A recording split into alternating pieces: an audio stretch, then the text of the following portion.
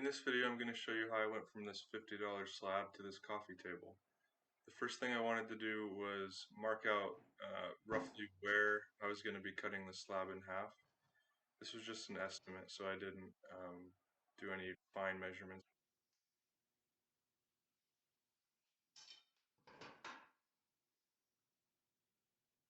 Once I had my mark, I just put my straight edge down and cut a line straight down the middle of the slab.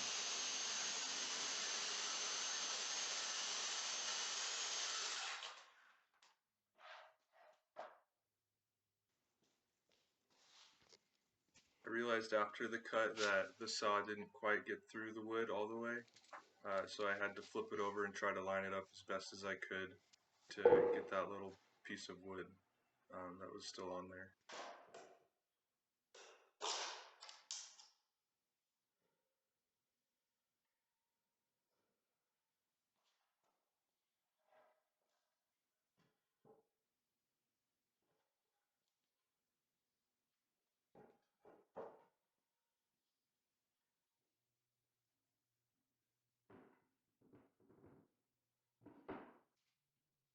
Once I had my two pieces cut, I had to flatten them. You can tell there's quite a big gap there.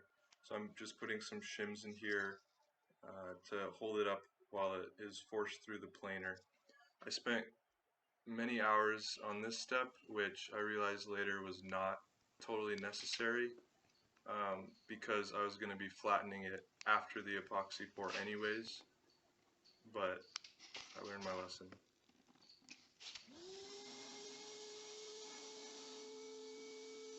I'm not sure how well you'll be able to see this, but by the time I was done planing, I had probably shaved off an inch from both halves of the slab, and that's just from me trying to get it perfectly flat and not having any blemishes, which again I learned that I didn't have to be too particular about.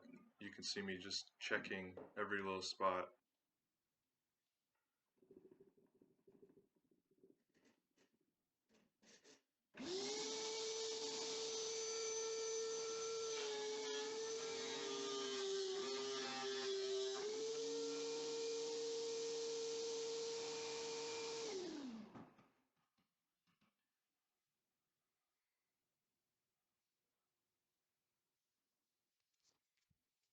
This is the first time in the project where I was actually able to kind of see what the table was going to look like with all that figure, which was pretty exciting.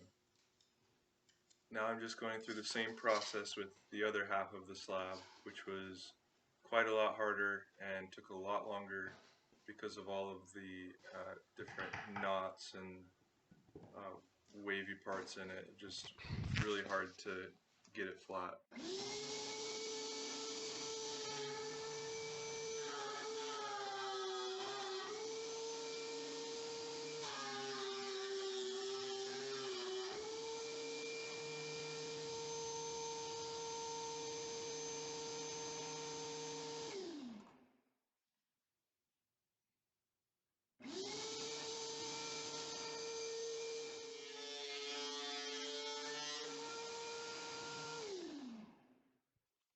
This half of the slab was definitely the part that I wanted to emphasize in the final piece after I saw what it looked like. After I was done with the planer, I spent a good amount of time cleaning up the live edge just so that it would have a good smooth surface for the epoxy to bond to and not some of those flaky parts that might peel off.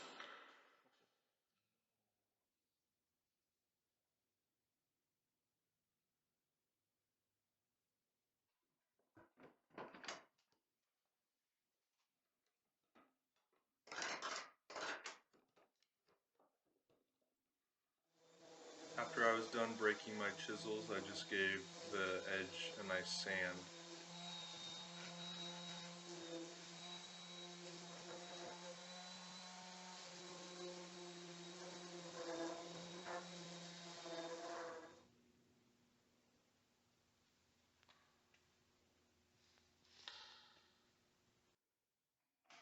moving on to the next part, which probably also wasn't necessary, I wanted to make the outer edges of each half of the slab straight at this point. My reasoning for that was so that it would fit snug along the edges of the mold. I don't think it was entirely necessary, but it might have made it a little easier. At the end of this cut, you can kind of hear the saw stop abruptly, and you'll see a black mark on the wood. And that's just because I twisted the wood a little bit and the saw bit into it.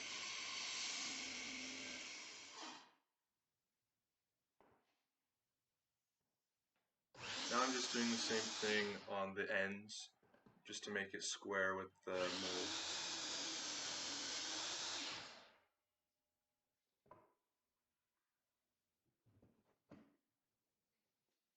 I didn't really want to show the mold building process because it wasn't super interesting, but the one thing to note is that I put adhesive along all the edges on the inside and outside to keep the epoxy from spilling out. I also put adhesive on the top and the bottom of the slab just to keep epoxy from seeping underneath and seeping over top. Another thing you might notice is how the edges are darker, and that's because I put some epoxy there just to seal the wood so that when I pour the dyed epoxy, it doesn't stain the wood.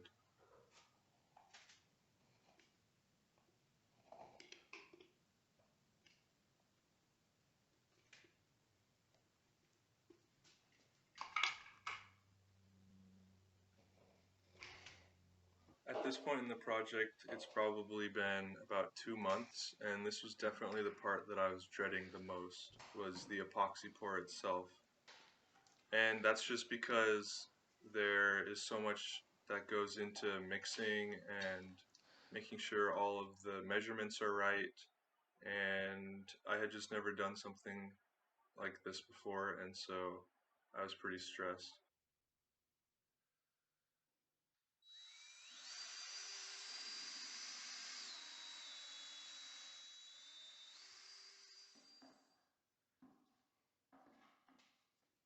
I think I might have been so stressed that I forgot to hit record and I completely missed the climax of this whole video, which was pouring the epoxy. I had a little bit left, and so I just showed that here to prove that I actually did it.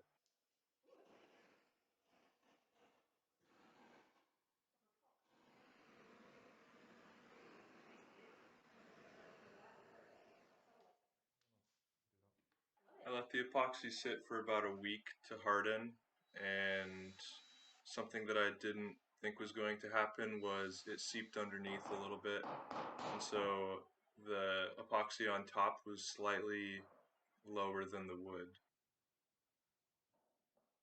I bought some mold release, which was supposed to make this whole process much easier, but of course, in the heat of the moment, I forgot to spray it on. So the next couple of minutes is just a montage of me in perpetual frustration.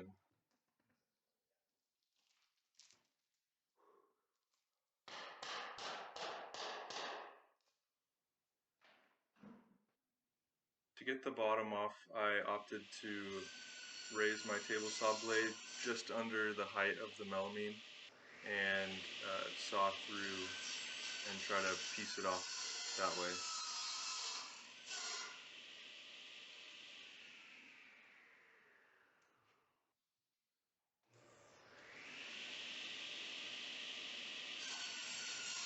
I'm still not totally sure why, but my table saw really didn't like doing this.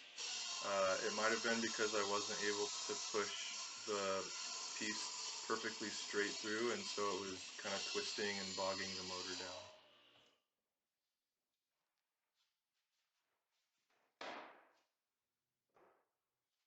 This process of removing the melamine was really starting to weigh heavily on my soul. And while I hadn't completely reached the point of giving up, I did start to question whether or not this table was really worth the effort.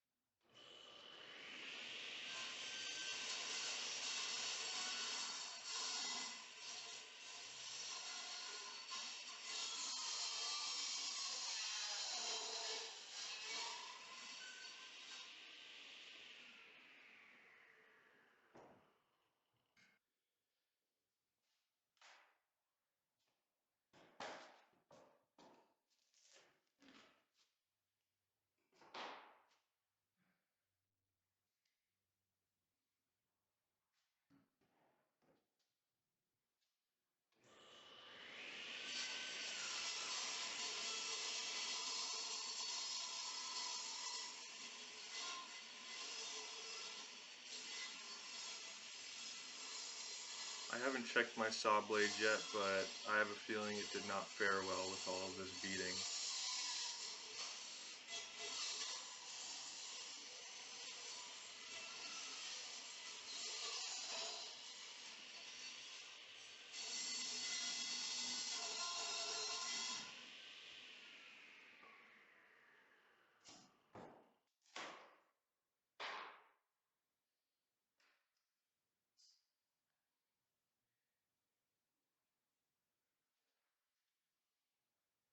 I put this cardboard box down so that I wouldn't scratch the table, but like many things in this build, I'm realizing that wasn't totally necessary because I was going to be shaving off some of the top anyways.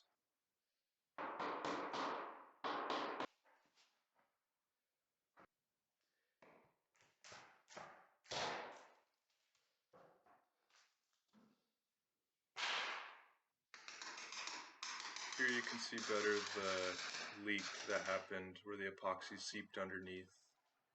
It did end up staining some of the wood, but it wasn't too bad.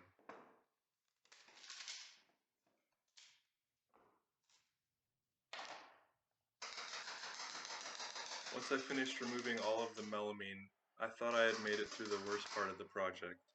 Unfortunately, that was not the case, and this next part was definitely worse, which is why I wanted to put in some smooth jazz to make it look like it was the best part.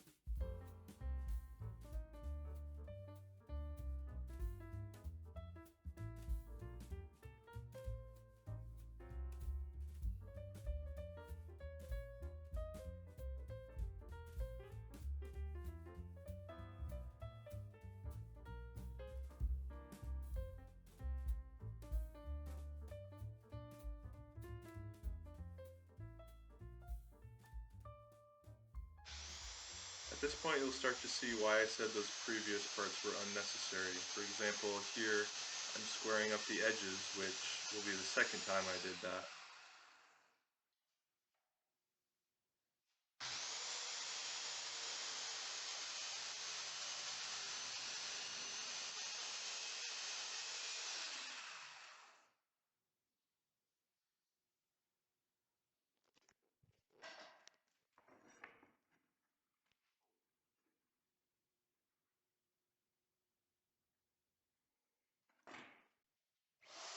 Here I'm just rounding over the edges with an eighth of an inch a bit.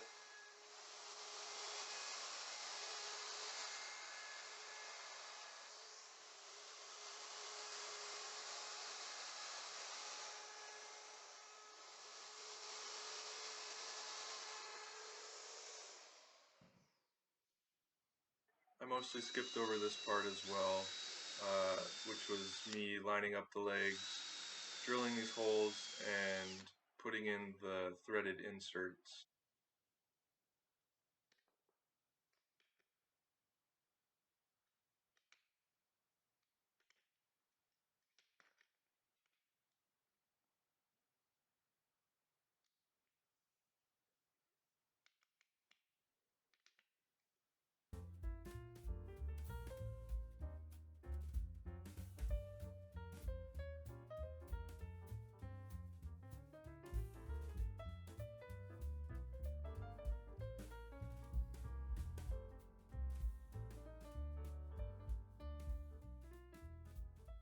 After much more sanding and fine details, I was finally ready to finish. I'm using Rubio Monocoat. I ended up putting 2 coats on the top and 1 coat on the bottom.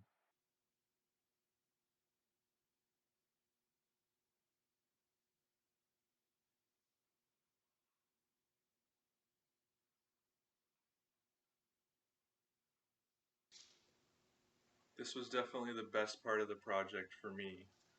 I didn't realize how much color was hiding underneath the dust that was on top of the wood for the whole project, but once I put this finish on, I could really see the colors and it was pretty amazing.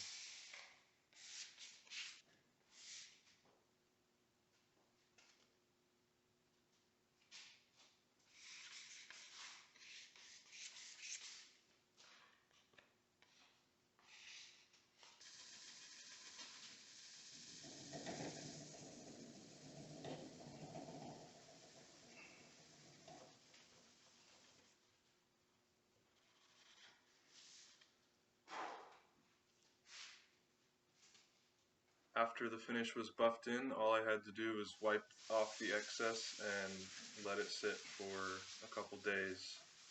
After that, the table was finished.